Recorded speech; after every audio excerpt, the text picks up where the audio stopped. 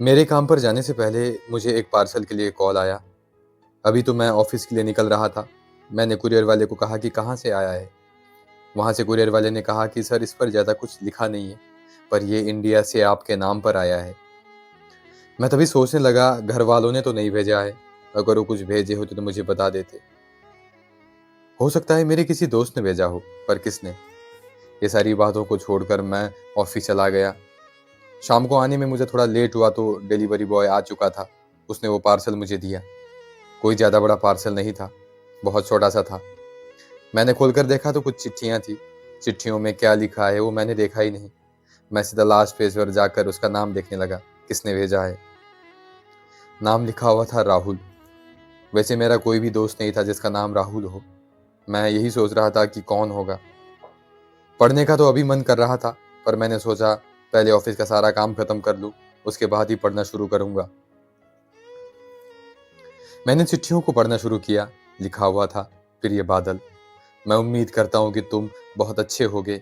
मुझे नहीं पता कि ये मेरी लिखी हुई मन की कुछ बातें हैं, तुम तक पहुँच पाएगी या नहीं। अगर तुम तक पहुँच गई तो समझ लेना मैं बहुत भाग्यशाली हूँ, क्योंकि मैंने अपनी दिल की सारी बातें इस पर लिख दी है। मुझे नहीं पता ये सारी बातें बताने के लिए तुम सही व्यक्ति थे या नहीं, पर आज इस हालत पर अपनी बात कहने के लिए तुमसे सही व्यक्ति मुझे और कोई नहीं मिला। उसकी लिखी हुई सारी चिट्ठियां पढ़ने के बाद मैंने भी लिखना शुरू किया। डियर दिव्या, आज इतने सालों बाद तुमसे कांटेक्ट कर रहा हूँ। इसका अधिकार नहीं है मेरे पास। हो सके तो तुम मुझे माफ कर देना। मैंने ये जो तुम्हारे लिए लिखा है उसको ध्यान से पढ़ना। तुमने इन 10 सालों में जितना कुछ सहा है वो मैं सोच भी नहीं सकता हूँ, पर राहुल ने मुझे जो कुछ लिखा है वो मैं तुम्हारे सामने प्रस्तुत करने जा रहा हूँ। देखो ना, कोई कितना प्यार कर सकता है किसी को। तुम्हें तो इतना ज्यादा प्यार करने वाला पति मिला था। तुम्हें तो उसकी पूजा करनी चाहिए थी दिव्या, पर तुम तो तुम्हें आधे रास्ते में ही छोड़कर जाने वाले की याद में रोती रही। कितना कुछ नहीं किया था उसने तुम्हारे लिए दिव्या। मुझे तुम्हें और भी बहुत कुछ बताना है। राहुल ने मुझे चिट्ठी लिखी है। जो भी उसने उस चिट्ठी में लिखा है मैं तुम्हें वैसा का वैसा सुना रहा हूँ।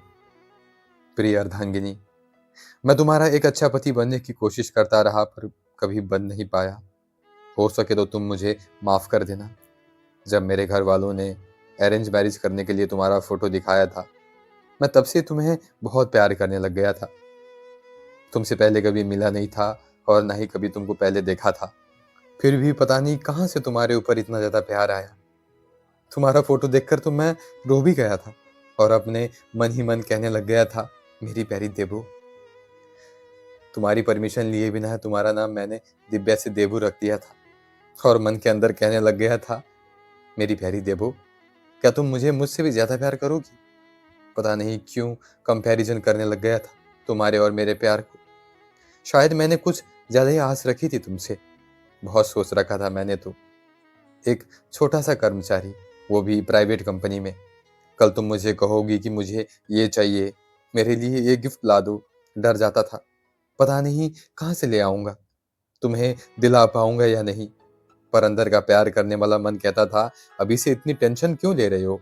जब तुम प्यार से लेकर आओगे तो एक छोटा सा गिफ्ट भी बहुत बड़ा बन जाता है। ऐसे ही बहुत कुछ सोचता था देबू, बहुत कुछ। सुहागरात की वो काली रात, सब कहते थे सुहागरात बहुत रंगीन होती है।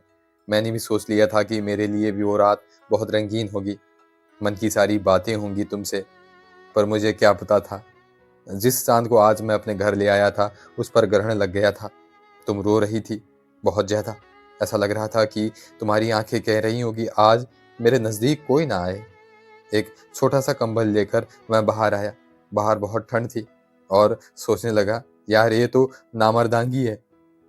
सुहागरात वाले दिन वो अंदर रो रही है और मैं बाहर आ गया। फिर मेरे तुम्हें प्यार करने वाले मन ने कहा कि नहीं, उसने अपने माँ बाप, घर सबको छोड़कर आई है। कुछ टाइम के लिए उसको अकेला ही छोड़ना अच्छा है। ठीक है, जिसको सुहागरात कहते हैं ना ही सही। कुछ टाइम बाद मैं फिर से रूम पर आया तो तुम अभी भी रो रही थी। मैंने कहा, प्लीज दिव्या जी, रोइए मत। ज्यादा रोने से आपकी तबीयत बिगड़ सकती है। मैं मन ही मन सोच रहा था कि तुम कहोगी कि छी, अपनी पत्नी को कोई जी कहकर बुलाता है। आप सिर्फ दिव्या कहिए। पर नहीं दिव्या, तुमने कुछ नहीं कहा। तुमने रोते हुए कहा कि प्लीज राहुल जी, मुझे अकेला छोड़ दीजिए। मैं शॉक हो गया तुम्हारा ये जवाब सुनकर। मैं क्या बोलता तुमको। मैं सीधा रूम से बाहर आ गया। शायद मेरे अंदर का मेल ईगो हर्ट हो गया और सोचने लगा, कैसी लड़की है, कोई सुहागरात वाले दिन अपने पति को प्लीज राहुल जी, मुझे अकेला छोड़ दीजिए ऐसा कहता है क्या। फिर मेरा तुम्हें प्यार करने वाले मन ने कहा कि छोड़ राहुल, आज ही नए घर में आइए, अपने माँ बाप अपने घर को छोड़कर आइए। सब नया नया सा लग रहा हो। अगर सारी चीजें मन से हो तो हर रात सुहागरात होती है। यही एक दिल था जो तुम्हारे लिए धड़कता था, तुम्हें प्यार करता था। उसने कहा कि जाओ, लास्ट टाइम एक बार फिर से प्यार से समझा के आओ।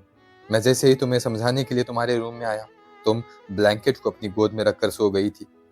और मैं सोचने लगा, अरे अब तो तुमको समझाना भी नहीं पड़ेगा।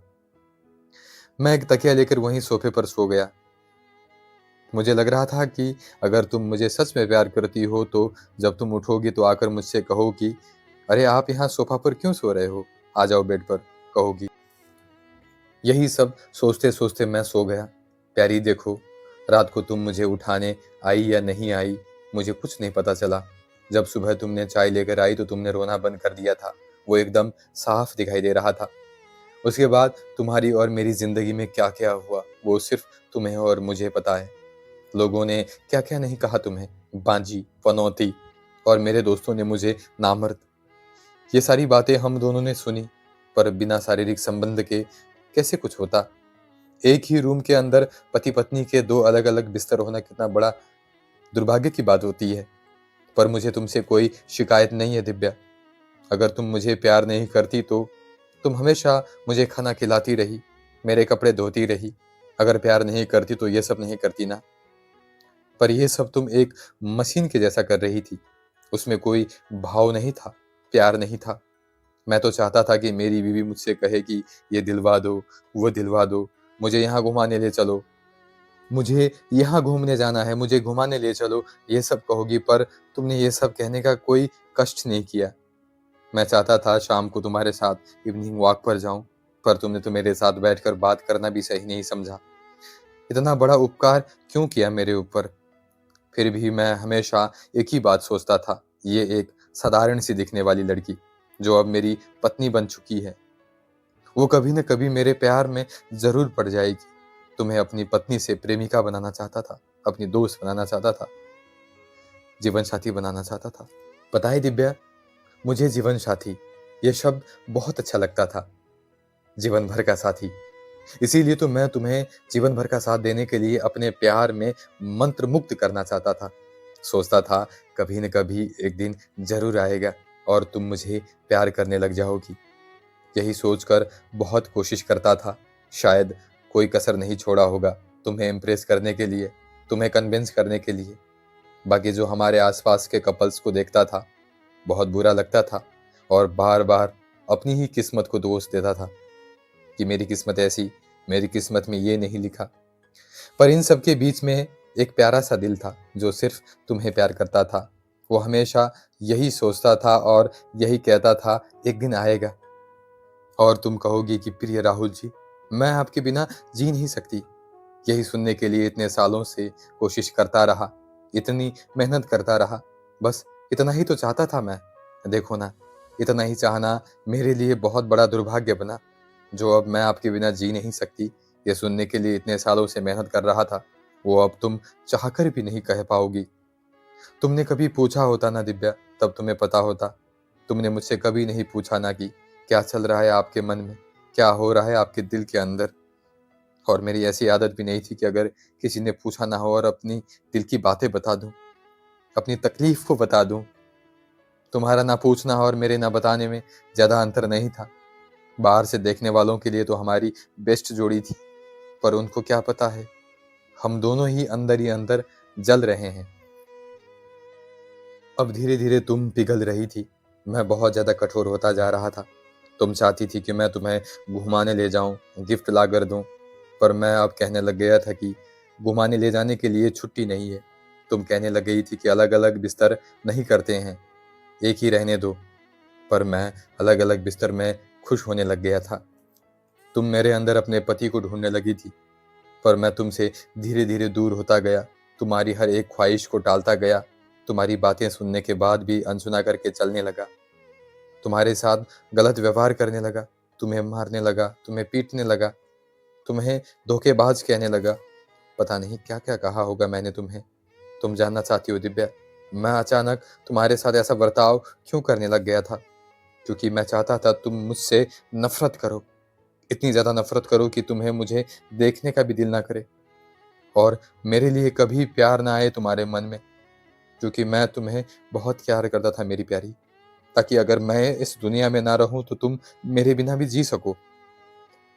तुम्हें मेरी ज़्यादा याद ना आए, इसीलिए ऐसा बर्ताव करने लग गया था। मैं नहीं चाहता था कि मेरे जाने के बाद भी तुम मेरी याद में रोती रहो। तुम जानना चाहती हो, पहले तुम्हारा प्यार पाने के लिए इतनी मेहनत करता था, वो आज अचानक तुम्हारे साथ ऐसा बर्ताव क्यों करने लग गया? जानना चाहती हो तुम? बाहर से देखने वालों के लिए तो मैं एकदम ठीक था। मेरे शरीर के अंदर एक ऐसा दुश्मन आकर बैठ गया है, वो भी ब्लड कैंसर। वही मुझे ज़्यादा दिन जिंदा नहीं रहने देगा। एक दिन जाना तो सबको होता है, पर डॉक्टर ने तो मुझे डेट भी बता दी। अपने साथ ले जाने के लिए बहुत अच्छी यादें बटोरनी है, समय एकदम कम है। अपनी आप बीती सुनाऊं तो किसको सुनाऊं, नहीं सुनाऊं तो कैसे चैन से बैठूं। डॉक्टर ने मुझे बहुत कम टाइम दिया और मुझे तुम्हारे साथ पूरी जिंदगी बितानी थी।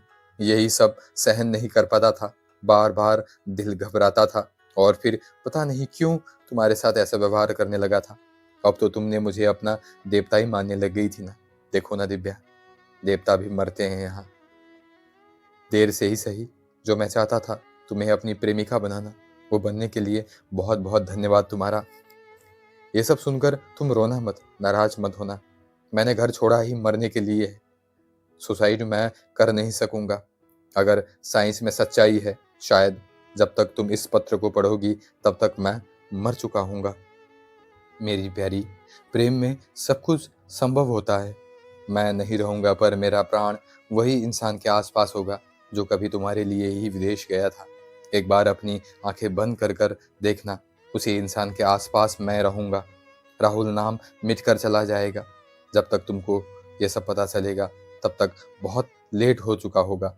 इसीलिए मेरी प्यारी सखी, मुझे हंसकर विदा करो। राहुल की जिंदगी के साथ तुम्हारी जिंदगी जुड़ने से बहुत पहले की कहानी है।